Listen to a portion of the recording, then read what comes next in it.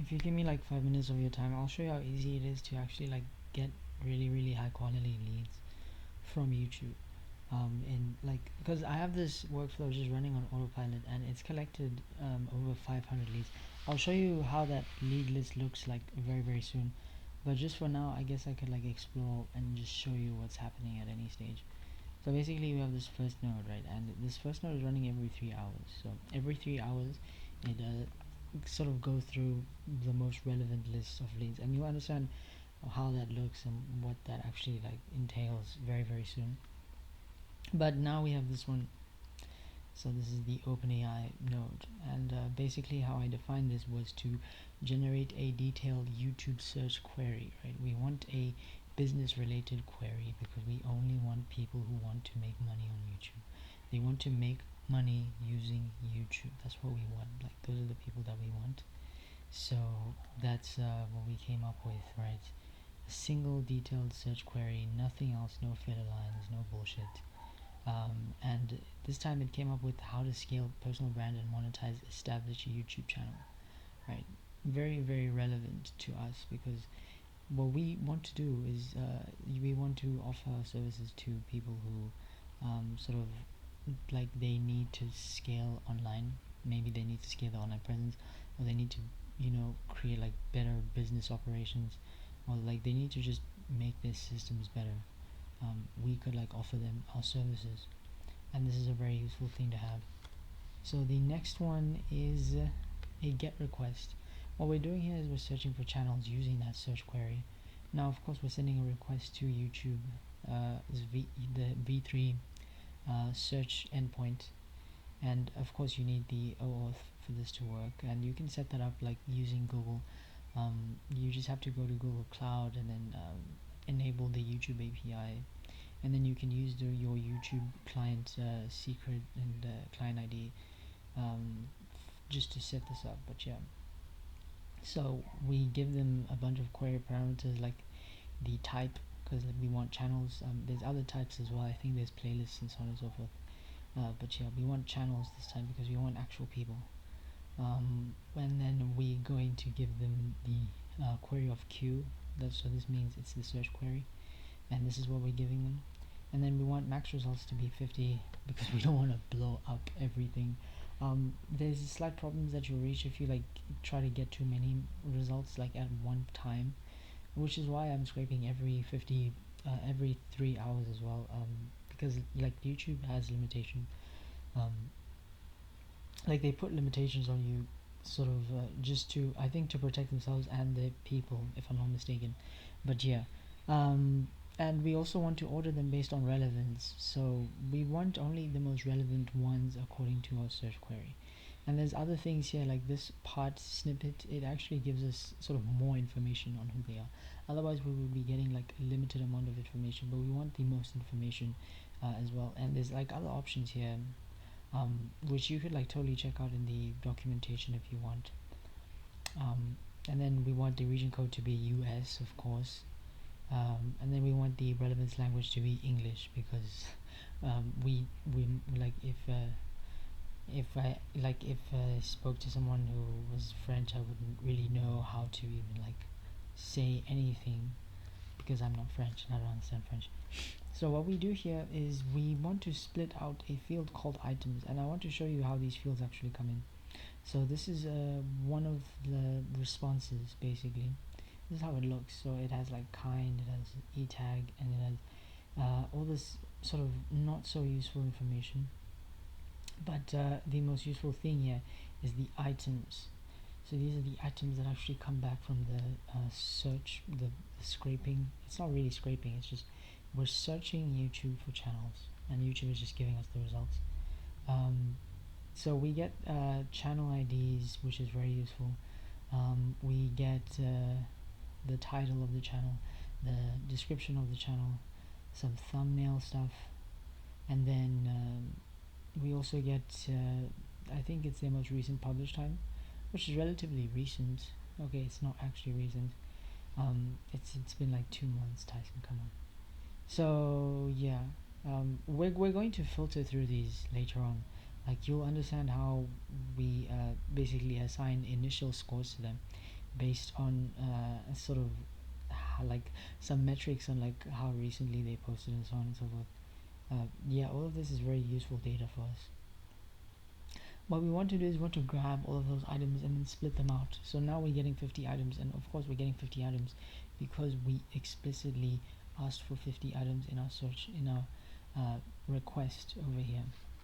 The next one is we're getting more detailed channel information based on all these channels, and what we're passing here is the channel ID.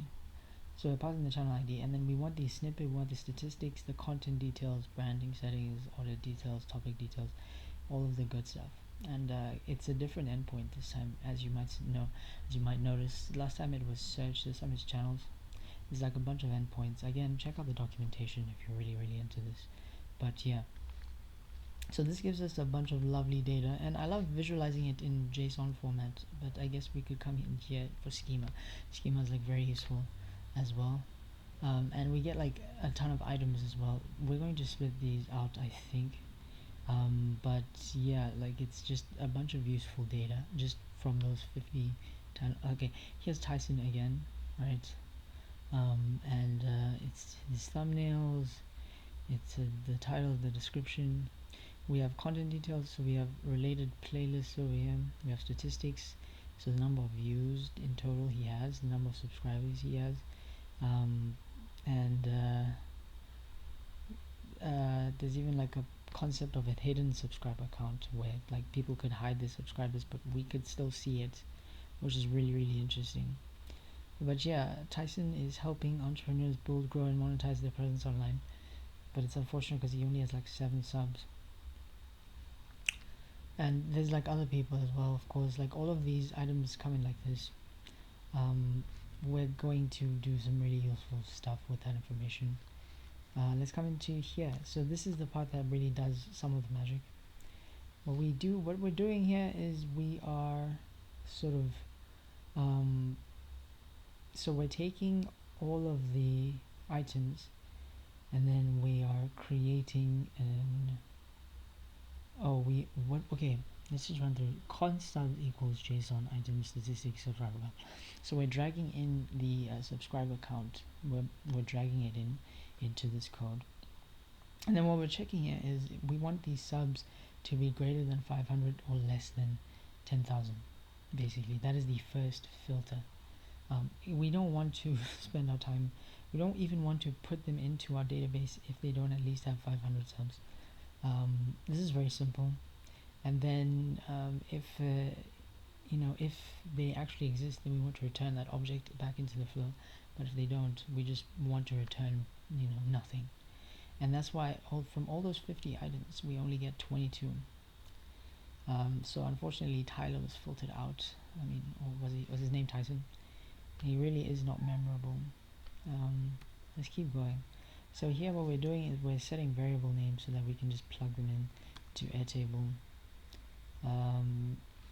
Yeah, channel description, channel handle, all the really good, the useful stuff. We're just dragging it in because most of this is not very useful.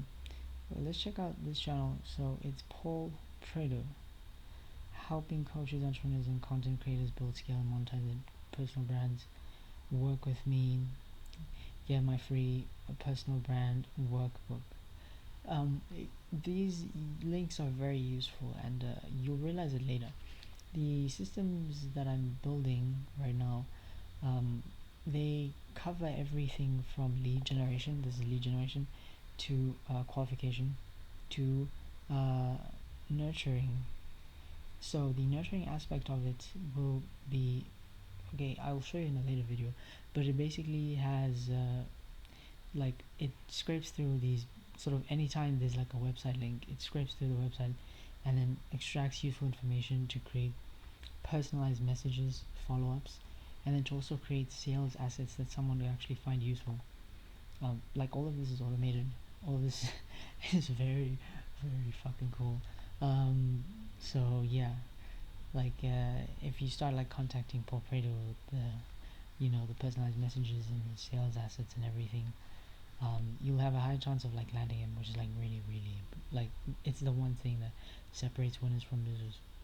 So like as you might see, the filter that we used, it worked because we're only getting people with like 500 to hundreds of thousands. This guy has almost 4,000 subs, which is great.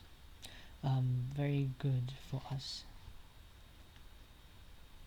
Now the next node is an editable node, and we're just trying to sort of find any duplicates. We don't want duplicate entries in our editable. What we're doing is we're searching by channel handle, because channel handle is probably the most sort of unique thing about any channel. You two channel handles can't be the same.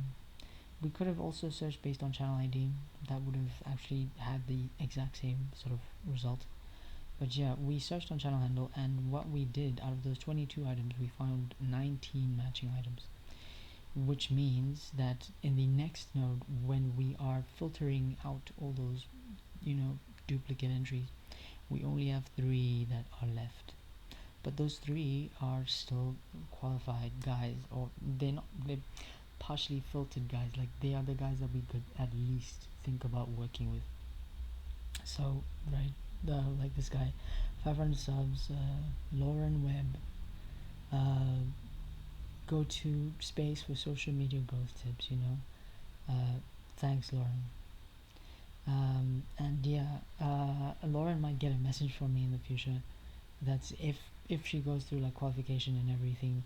Qualification, okay, you'll see how qualification works. It's basically like going through their videos and then like understanding a bit more about the engagement they're getting, the growth they're getting, like how long their channel's been like going, and like their consistency in posting videos, like how serious they are about YouTube and so on and so forth. Like all of that goes into creating a score, which is, it's such a cool concept when you think about it. Oh, it's such a cool concept. All of it is automated. All of it is automated. So we end up putting these unique entries into our Airtable, and yeah, just channel URLs, channel names, channel handles, channel categories, and so on and so forth. All of this is very useful. I don't know. Oh, I'm signed into a different Airtable. Okay, I'm working on some kind of client work right now, so I guess I'm too lazy to like log into the Airtable. I'll just show you how it works from here, and you'll just have to imagine how it works. Basically, we have like fields for emailing and revenue models. Like all of this is information that we can actually get by scraping as much data as possible. You'll see how that works later on, but like all of this is information that can and like should be automated. I'm thinking about how much time it would take to like do research on like one single person, but like all of this is definitely very automatable. So yeah, we create those 3 items in the Airtable, they get added in, and I need to show you what would have happened here at the merge. So this lower flow here is in the case of us manually adding a channel ID into the Airtable, our channel handle, right? Someone that we might like, that we probably like see on YouTube, and then we're like, oh, I would love to work with this guy, but I need more information on him. So I would just like put his put his channel information over there, and then it would activate over here. Go through, start moving things. It would do the exact same thing, get the channel information, and if the actual channel exists, because that's like very important, then we sort of like we delete the useless entry from the Airtable, since like it might be badly formatted channel handle. But if it doesn't exist, we'll delete it. But if it does, then we'll set the variables like we did before, and then we'll update the Airtable. And then all of this is going to go to the next flow, where we're actually qualifying and scoring them based on their videos, their subscribers, their engagements, so on and so forth. Very exciting stuff that I might show you in a later video. But yeah, this is like, it's very simple, but it just shows you how incredible all of this is, and like how sort of amazing, like the level of amazing things that you could accomplish with the simplest methods. So thank you for watching, and keep building.